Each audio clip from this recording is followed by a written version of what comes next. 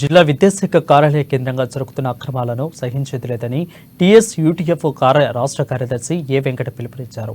DEO వైఖరిని నిరసనగా సంఘం ఆధ్వర్యంలో నిర్వహిస్తున్న 3 దశల పోరాటంలో భాగంగా గురువారం జిల్లా విద్యాశాఖ కార్యాలయం ఎదుట ధర్నా చేపట్టారు.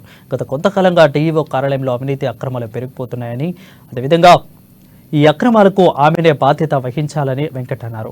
ఏఎన్ఓలో నియామక నిబంధనలకు విరుద్ధంగా వ్యవహరించిన జిల్లా విద్యాధికారి తను చేసిన తప్పును కచ్చిపుచ్చుకోవడానికి పదే పదే తప్పులు చేస్తూ అక్రమాలకు తావిస్తున్నారని ఆరోపించారు.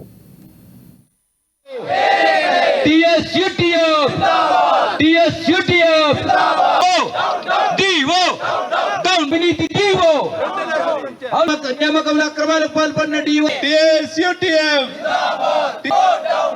డౌన్ డౌన్ డౌన్ డౌన్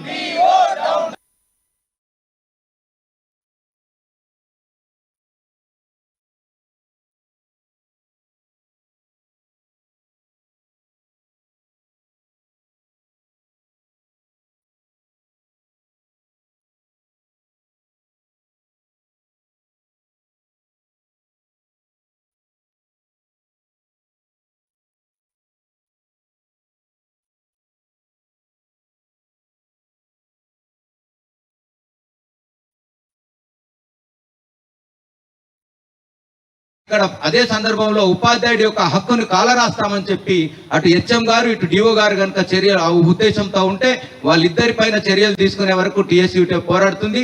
సదరు ఉపాధ్యాయుడికి అండగా ఉంటుందని చెప్పి ఈ సందర్భంగా హెచ్చరిస్తూ ఇప్పటికైనా డిఓ తన అవినీతిని సమర్థించుకోకుండా పొరపాటును అంగీకరించి జరిగిన ఉపాధ్యాయుడికి అన్యాయం జరగకుండా చూడాల్సిన అవసరం ఉంది. ఇలా అతడు రిలీవ్ అయి వెంటనే ఇక్కడ జాయిన్ కావాలి. ఆ పాఠశాలకు ఎలాంటి అన్యాయం లేదు. అదే సందర్భంగా ఇక్కడ ఈ వేదిక ద్వారా హెడ్ మాస్టర్ గారికి కూడా మీకు విజ్ఞప్తి చేస్తా ఉన్నాం. మీరు ఉద్దేశపూర్వక ప్రకటించిన నోటిఫికేషన్ ప్రకారం ఎంపికైన ఉపాధ్యాయులే కాకుండా అక్రమంగా మరొకరిని నియమించుకోవడం కోసం ఏమిటని ప్రశ్నించారు. నిబంధనల మేరకు ఎంపికైన ఉపాధ్యాయుల్ని వెంటనే విధుల్లోకి చేర్చుకోవాలని, లేని పక్షంలో తమ పోరాటం ఉధృతం చేస్తామని హెచ్చరించారు.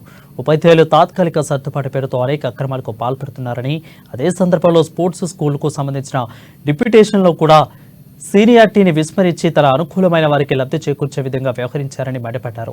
ఇప్పటికైనా ఎలాంటి అక్రమాలకు తావు లేకుండా పారదర్శకంగా వ్యవహరిస్తే బాగుంటుందని అభిప్రాయం వ్యక్తం చేశారు.